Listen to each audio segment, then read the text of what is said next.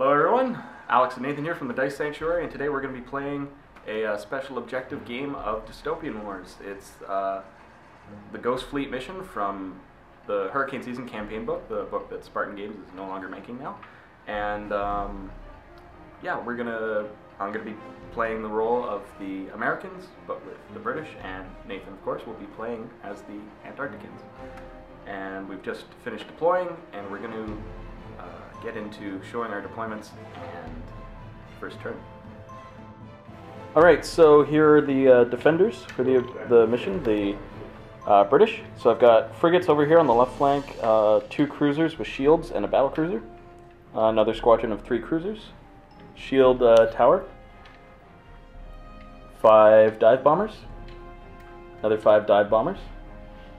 And over here on the right side, or the right island, there's another shield tower. On the far side of the board, over here, there's a bunker. And I have in reserve a squad of 5 Merlins, 3 frigates, and a dreadnought. And they will be coming from in between here on the first turn. Now on to Nathan's deployment. Wait, don't shoot yet. Okay, so as Alex said, we are playing the Ghost Fleet mission, and that's just where the Antarcticans have to teleport into that corner of the board right there. It's a little bit different though because we are playing on a 6x4 rather than a 4x4, but yeah. So as you can see here, I divided the deployment zone into a quarter and deployed accordingly to the rules. So I've got Sky Fortress right there, alongside a recon plane spotting for the Sky Fortress, an orb, a submersible, 2 frigates, battleship, dreadnought alongside a recon plane spotting for the dreadnought, 3 more frigates, 3 cruisers, 3 destroyers, and a bunch of tiny fire tokens. Covenant have first turn.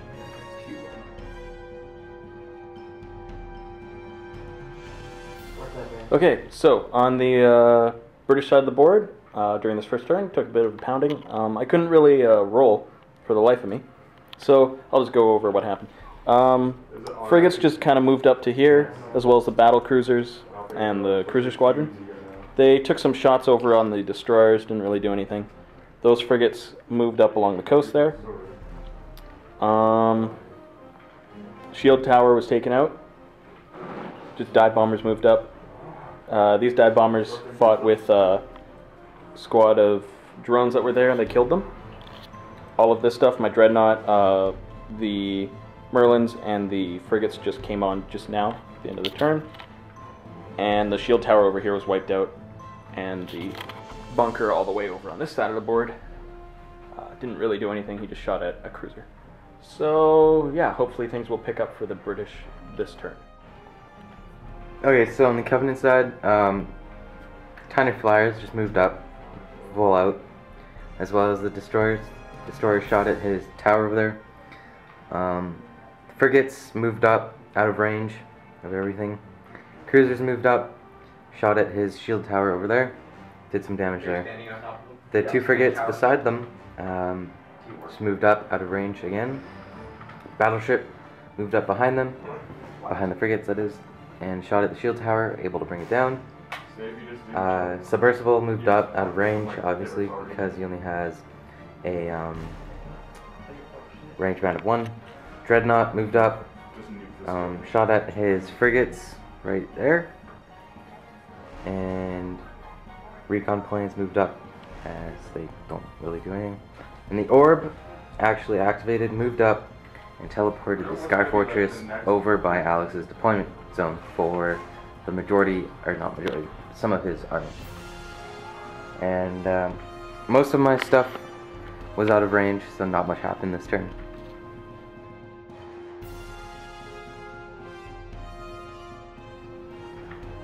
For turn 2, I got 7 for initiative, and Alex got an 11. So Britannia's going first. So now we are doing the special rules for the weather gauge. So you roll 2d6, add it together, and then that number you get is what the weather is for this next turn. Oh, what a 4. dodge. That was beautiful. 4 is fair winds. Weather conditions unchanged, subtract 1d3 from the weather gauge value. Okay, so This guy. Oh, my sword's out of power. 2. So the weather gauge value is now -2. Okay. So yeah. Alright, so here's the end of turn 2 on the British side. So the two squadrons of frigates there just kind of moved up the board a little bit more. They shot at some frigates over there, took them out, just trying to get more command points. The cruisers here shot their torpedoes over at the other Covenant cruisers, and the battle cruiser linked with the main turrets of the cruisers onto that sky fortress there and tried to take it down a little bit more. Dreadnought just moved forward. He shot over at the cruisers, split his fire, did ack against the guy there, didn't really do anything. The dive bombers over here, they dropped their bombs onto the sky fortress, and they got like, I think it was 18 hits or something ridiculous like that. So that was good. Thereby crippling it. The Merlins got I think it was 1 crit, and then they did a point damage. Those dive bombers got taken down pretty heavily by drones, but they took out some more. On the coast there, the bunker shot at the cruisers and didn't really do much. I think he did point damage. And that's about it. My shield towers are both out, so I'm kind of losing firepower there, but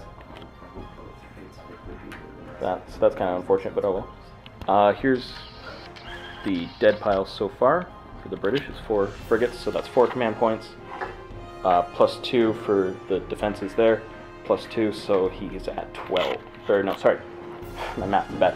That's 2, 4, 8. So he's at 8 right now. I keep thinking those are 4 each, but they're not. They're just double.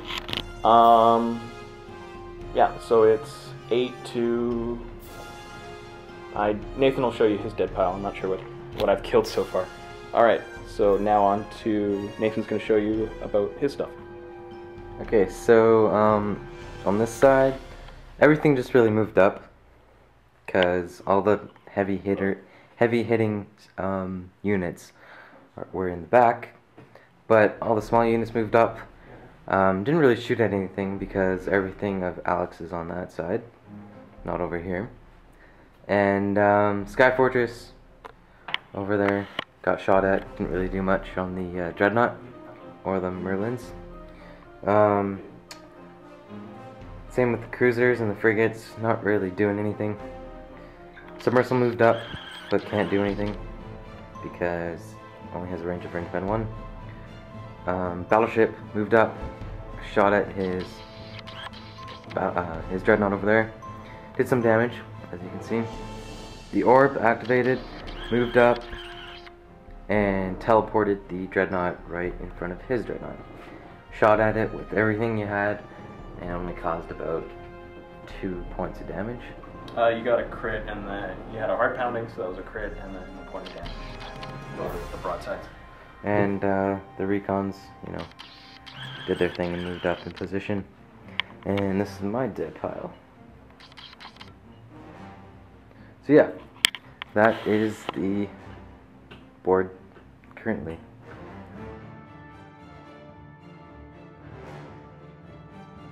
Yep. So first turn, I got 10. I have 11. Damn. So the English are going first. Now it's time for the weather. That's a 10 minus 2 is fair. 8, so fair, add +1 to the weather gauge value, so it's -1 right now. Okay. Okay, so the end of turn 3 and also the end of the game. So we have, I'll just start off with the British. The battlecruiser was sunk, and they did some shots onto the Dreadnought there. The frigates over there just shot over on the wormy thing, and those frigates also shot on the Anorak submarine. The Merlins there just flew forward, shot at the Anoraks. Dreadnought was sunk by Nathan, giving him a command point, or campaign point. What else happened? I think that's about it. That's all that really happened this turn. It was a lot of me just trying to inflict damage on stuff because I get command points, campaign points for it. I keep thinking command points. Okay, so Nathan will tell you about what happened now. So the orb actually teleported the battleship over there to help out take Alex's dreadnought. I usually go for a moral victory in Dystopian Wars. Just ignore the actual objective. Anarchs moved up, nothing was in range. Cruisers moved up, shot at his Merlins there. Frigates shot Akak at the Merlins, did nothing obviously because they are frigates.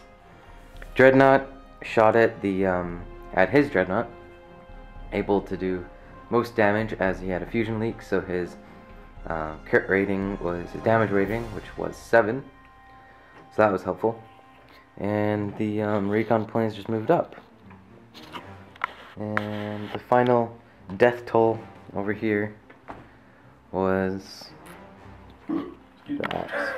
all that.